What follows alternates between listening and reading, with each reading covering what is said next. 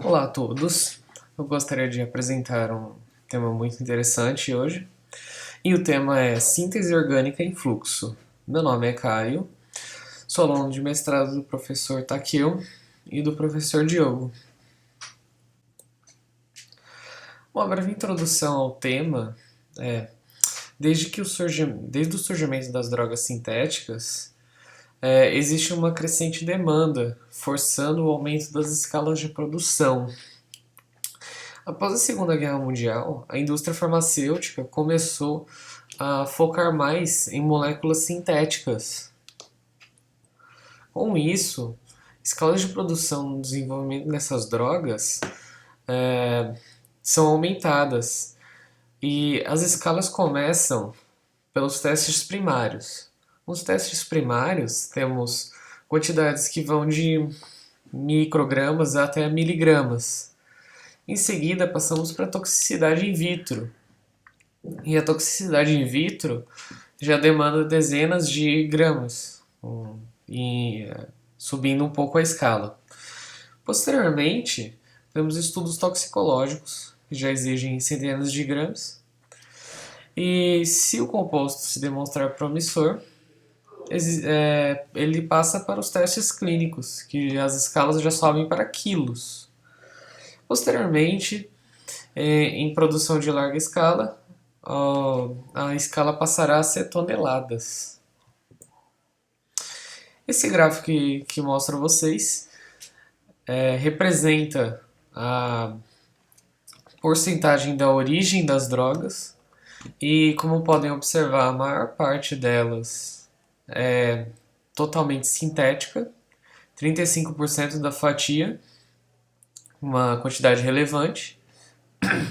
Em seguida, temos 20% de drogas sintéticas inspiradas em produtos naturais e também 20% de drogas sintéticas derivadas diretamente de drogas naturais. Apenas 5% são totalmente naturais. Uma nova maneira de síntese surgiu para enfrentar um problema que a indústria farmacêutica estava passando. A preocupação com os danos ao meio ambiente no mundo foi aumentando. Assim, foi pressionando a indústria farmacêutica para buscar sínteses mais verdes. E a síntese em fluxo veio com esse intuito de ajudar numa síntese mais verde. As vantagens da síntese em fluxo vão desde menor consumo de reagentes, pois possibilita a síntese sem o uso de solventes ou em concentrações altíssimas, e também aumenta o rendimento das sínteses.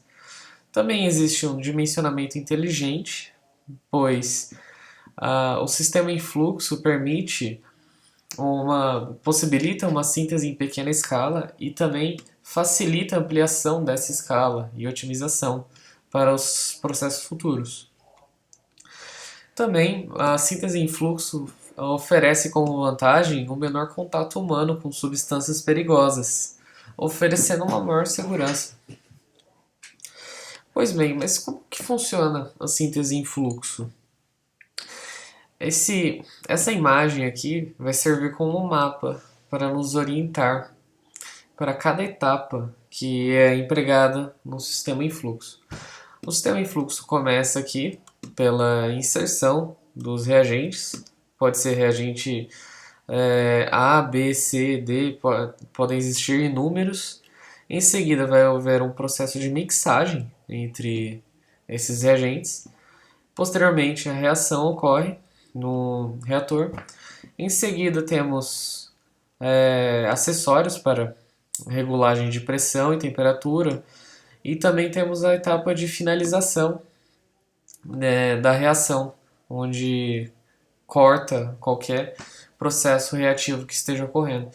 E por final temos temos etapas que podem ser acrescentadas, como purificação e análise. E, por fim, temos a coleta do produto. Pois bem, a inserção dos reagentes pode ser feita através de microbombas ou bombas peristálticas, e a propulsão também pode ser através dessas duas, ou também existem as bombas de seringa. As microbombas solenoides podem ser facilmente automatizadas através de programação como Arduino. No entanto, possuem uma desvantagem, pois é, elas superaquecem em maiores tempos de trabalho. As bombas peristálticas são melhores para escalas maiores e também para maiores tempos, empregando o funcionamento da bomba. Também temos acessórios como válvulas que podem direcionar o fluxo para diferentes caminhos e permitem também entrada e saída de reagentes. Os materiais empregados para a construção do sistema em fluxo podem variar desde PTFE até SST e vai depender da reação que será empregada no sistema em fluxo e também em termos de custo. PTFE é um ótimo material para diversas reações, é bem versátil e oferece um custo razoável. No entanto, em reações que envolvem alta pressão e temperatura, outros materiais podem ser empregados para substituí-lo. Além disso, além dos materiais empregados, é importante salientar que o diâmetro interno das tubulações podem variar desde 0,01 polegadas até 1,16 avos, mas comumente observamos diâmetros internos entre 1/8 e 1,16 avos de polegada. Por fim, a adição dos reagentes ao sistema em fluxo pode ser realizada da seguinte maneira. Se a adição consistir em apenas 2 reagentes, essa mistura pode ocorrer através de um T ou de um Y. E a diferença entre esses dois eu vou explicar mais à frente, que é a forma como os reagentes irão se misturar. Também é possível adicionar mais de 2 reagentes, pode ser adicionado 3 ou até 4, dependendo da reação que for empregada ou do mecanismo que estiver sendo empregado. E a inserção do reagente, se resultar em uma única fase, a mistura formada pode ser apenas misturada através de um T ou de um Y, sem maiores dificuldades. E se o tempo de mistura importar, que em diversas reações a reação quase que ocorre instantaneamente, é necessário pensar sobre o tempo de reação. Se o tempo de reação for importante e for muito rápido, pode-se utilizar um T com um diâmetro interno menor e utilizar também uma vazão maior para a mistura. Caso a mistura dos reagentes ocorra formando uma solução heterogênea, com mais de uma fase no caso, podendo ser líquido-líquido, sólido-líquido ou gás-líquido, o mecanismo empregado vai se diferenciar. No caso da inserção de 2 reagentes formando 2 fases líquido-líquido, temos a opção de utilizar um Y para misturar, e esse Y ele vai oferecer um fluxo laminar, ou seja, vai existir uma lâmina separando aqui entre essas duas fases, permitindo uma área de contato entre elas para que a reação ocorra. Ou também pode-se utilizar o fluxo intermitente no caso de um misturador tipo T. E no misturador tipo T, por um lado vai passar a fase 1, e por outro lado vai ser inserida a fase 2 de maneira intermitente, permitindo também maiores contatos, superfícies de contato entre ambas as fases. Para uma adição sólido-líquido, comumente podemos observar uma coluna de catalisador sólido no meio do sistema, não ocorrendo da mesma maneira que a mistura líquido-líquido. Ou seja, se for desse tipo de coluna de empacotamento, haverá uma secção do sistema, onde estará empregada uma coluna com um catalisador imobilizado, um reagente na forma sólida, que se manterá fixo apenas naquela secção do sistema. E a fase líquida irá fluir por ele, ocorrendo a reação, podendo até ser empregado em radiação UV, por aí vai. Também existe a forma de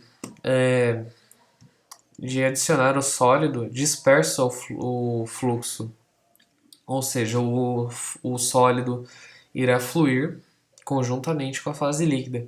Obviamente que ao final do processo haverá uma etapa de filtração para separar esses dois compostos. Ou também pode ocorrer de maneira mixada. Pode ter uma coluna de empacotamento e também sólidos percorrendo o sistema em fluxo em conjunto com a fase líquida. Também é possível adicionar um gás ao líquido no sistema em fluxo, e essa adição do gás no sistema em fluxo pode ocorrer através da mistura entre gases líquidos sendo borbulhado, ou seja, o gás será borbulhado aqui na fase líquida e fluirá conjuntamente com a fase líquida.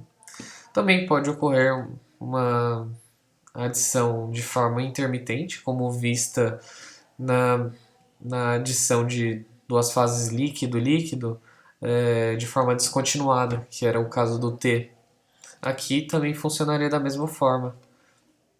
Também existe a forma de adicionar o gás num fluxo anular, e esse fluxo anular é um fluxo constante do gás, e isso também permite uma maior área de contato entre ambas as fases. Assim como no fluxo laminar, né, que pode se observar. O fluxo anular ele é bem similar ao fluxo laminar na mistura líquido-líquido. Pois bem, e como havia mencionado, essa mistura dos reagentes ocorrerá numa etapa antes da reação, que é antes do reator, que é essa etapa aqui de mixing, ou seja, mixagem. E é importante ressaltar que a forma como você mistura os reagentes também pode influenciar diretamente na seletividade da reação e também no rendimento. Observe esse exemplo aqui, que variando o tipo de mixador, é possível obter diferentes porcentagens de produtos. Ou seja, dá para selecionar algum produto de interesse para que ele seja obtido em maior quantidade em relação ao outro, caso uma reação envolva dois produtos. E esses misturadores, como mostrado aqui nesse slide anterior, tem o T-shaped, que é o do tipo T, o mais comum, como mencionado anteriormente, que forma aquela fase intermitente entre duas fases líquido-líquido. Também existem outros misturadores que podem propiciar maiores superfícies de contato, como esses aqui, do tipo separador e difusor, que inicialmente é obtido um fluxo laminar, e esse fluxo laminar ele vai separando em várias outras camadas, e em seguida ocorre um processo de difusão, permitindo uma superfície de contato muito grande. Além disso, também existem os misturadores do tipo multilaminar, que apenas promove uma separação em mais camadas, mais lâminas de fluxo, sem promover aquela maior difusão, como mostrado anteriormente, nesse do tipo separador e difusor. e isso tudo promove um maior contato entre ambas as fases. Após a etapa de mixagem, entramos na etapa de reação, que ocorre diretamente aqui no reator. E o reator ele pode ser caracterizado em três principais tipos. Pode ser do tipo chip, que eu vou explicar em breve. Pode ser do tipo bobina, que é um dos mais empregados. Ou também numa coluna contendo um catalisador sólido, como eu havia mencionado na mistura entre dois reagentes do tipo sólido líquido. Isso também configura um tipo de reator. O reator do tipo chip, ele é um reator em pequena escala, promovendo uma boa mistura entre os reagentes. Veja que o fluxo ele é bem ondulado, possui bastantes curvas e isso favorece uma cinética na reação.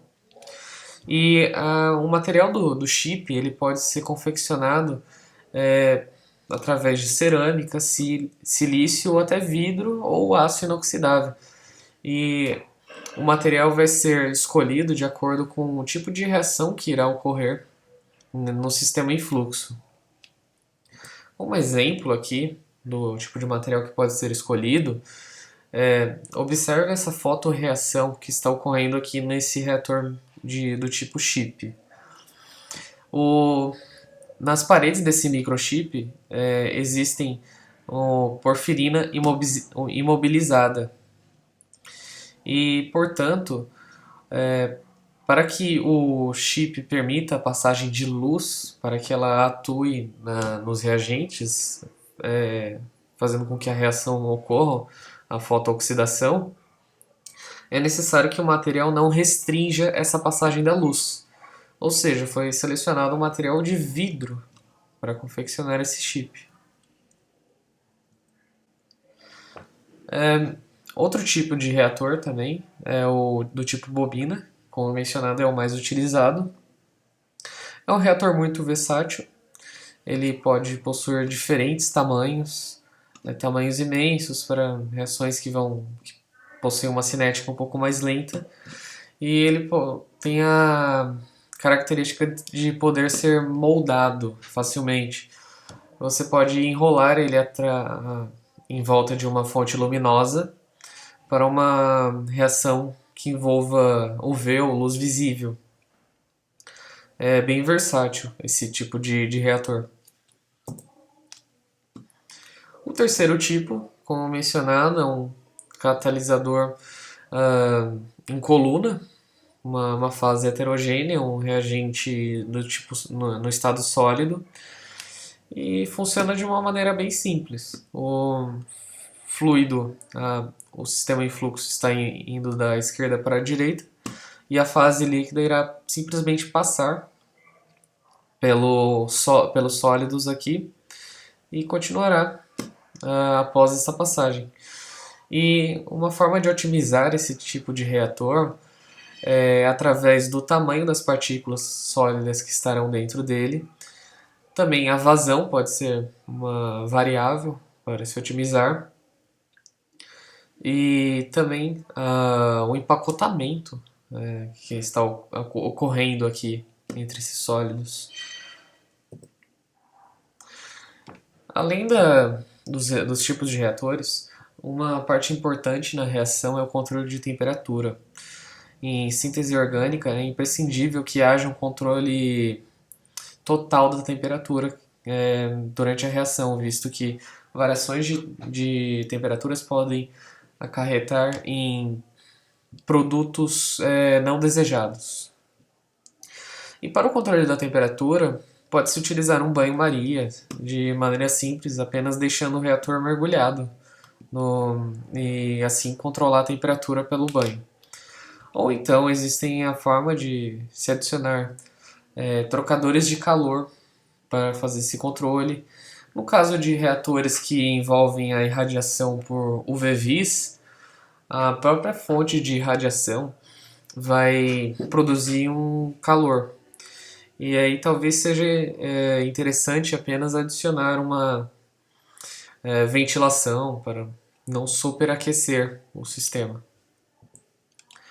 O controle de pressão também é imprescindível para manter uma boa reprodutibilidade do método.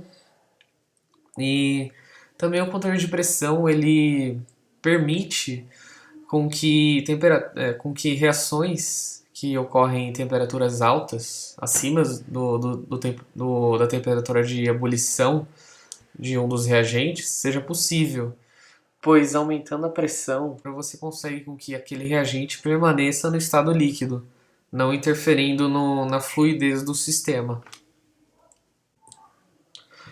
Uma forma de regular a temperatura é através dos reguladores de contrapressão, que é o BPR. Dois tipos principais de reguladores de pressão existem. O do tipo por ação de mola, que através de uma tensão já previamente ajustada nessa mola, você o regulador irá manter aquela pressão fixada e não se alterará durante o processo. Existe também o controle de pressão pelo diafragma, que possui até uma certa vantagem, você pode controlar essa pressão até mesmo durante o processo. E esse regulador através de diafragma, ele regula a pressão através de uma pressão de referência. Após a etapa de reação, é interessante que os processos sejam totalmente finalizados, ou seja, algumas reações continuam progredindo, dando origem a novos subprodutos, mesmo após a etapa do reator. E isso não é interessante num sistema em fluxo, visto que na etapa de reação é para que o produto desejado seja formado e em seguida o produto seja coletado. No entanto, algumas reações continuam, podendo decompor o produto formado em outros subprodutos não desejados. Neste caso, a etapa de quenching possui essa função de cortar qualquer tipo de reação que ainda esteja ocorrendo. Se a reação que esteja ocorrendo no reator dependa de temperaturas altas e pressões altas, uma queda de temperatura abrupta pode resolver esse problema e já cortar a reação direto. No entanto, em alguns casos, as reações não precisam necessariamente dessas temperaturas ou pressões altas. E às vezes é necessário inserir mais um reagente aqui nessa parte final para que a reação seja cessada. E então nessa parte de quenching seria mais uma etapa de mixagem, neste caso, caso necessite a adição de um reagente neste final. E após cortar todas as reações que ocorreram, que estavam ocorrendo no reator, existe a etapa de coleta. Depois da despressurização do fluxo, os produtos podem ser coletados e analisados. E assim se configura o sistema em fluxo. Dependendo da utilização, o sistema em fluxo acaba aqui. Já obtém um produto que deseja e em seguida pode ser levado para análises ou purificação. No entanto, é possível também incrementar esse sistema em fluxo adicionando alguns opcionais, como etapas de análise diretamente já no sistema em fluxo ou etapas de purificação e separação, antes mesmo da coleta. Etapas de análise podem ser acopladas como um HPLC, cromatografia gasosa, ressonância magnética nuclear, FTIR, medições de UV-Vis, apenas adicionando um espectrofotômetro ao final, ou até mesmo uma espectrometria de massas. Muito interessante. Além disso, além das análises, é possível incrementar uma separação. E aqui eu trago um exemplo de uma separação líquido-líquido.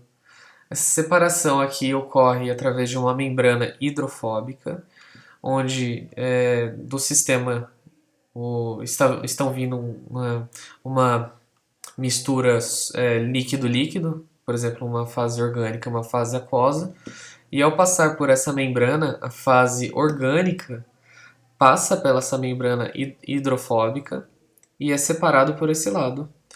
E enquanto que a fase aquosa não passa por essa membrana e é separado pelo outro lado, obtendo as duas fases separadamente. Também é possível incluir filtros para separar um fluxo de sólido e líquido.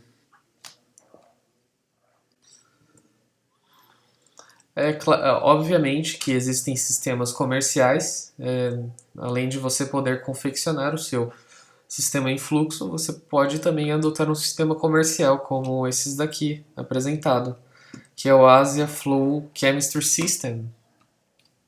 E aqui o site para caso tenham interesse em adquirir um. E os sistemas em fluxo comerciais possuem diversos módulos que podem ser adicionados ao pacote, incrementando ainda mais as suas análises e sínteses. Os sistemas podem ir desde um inicial starter system mais básico. Existem também a possibilidade de sistemas com reatores para eletroquímica, entre outros. Para finalizar esse seminário sobre síntese em fluxo, eu vou trazer um exemplo prático de como uma síntese em fluxo consegue ajudar melhorar uma síntese já existente em batelada. As porfirinas são compostos naturais ou sintéticos com propriedades interessantes para a medicina, catálise, sensores, células solares, entre outras áreas. Inúmeras publicações demonstraram a importância de estudos metodológicos sobre as porfirinas. No entanto, existe um problema quanto às porfirinas. Elas possuem uma síntese um tanto quanto difíceis de serem realizadas e trabalhosas, muitas vezes com rendimentos baixíssimos, consumo de reagente alto, e isso se agrava especialmente ao tentar aumentar essa escala de produção. E o sistema em fluxo veio para ajudar.